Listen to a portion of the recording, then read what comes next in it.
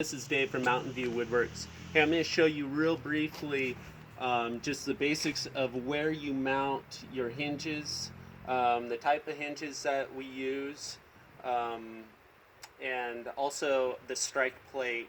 I have a ball catch here, and I want to show you real briefly the ball catch. You get a lot of questions. What is a ball catch? What purpose does it have? Your ball catch is a spring-loaded ball that mounts to the side of your door. When you shut it, it snaps the door into place and it holds it in place.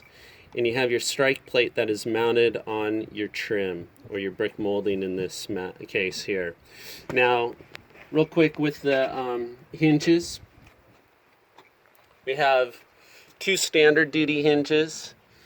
One on top, one on bottom, and then one spring-loaded hinge. This is your closer hinge. It has an adjustment pin, so this gives you the right amount of pressure when the door shuts, and you can adjust that however you want. It's a nice feature. I really like these guys. They're clean. They work pretty good. How I mount these guys is from the top of the door to the top of the hinge is 5 inches.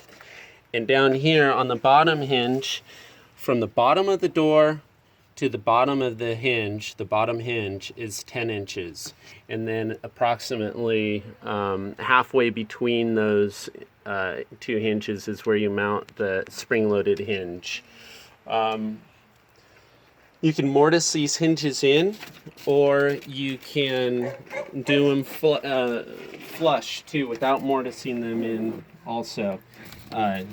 These guys are not too heavy. If you're going to be using a storm door, then I recommend mortising everything in for engineering purposes.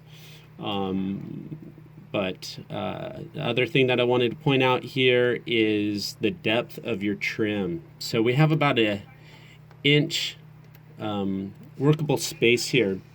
You need at least an inch for the hinges, or you're not going to have enough room to mount from this end to this end. You need to have about an inch or more.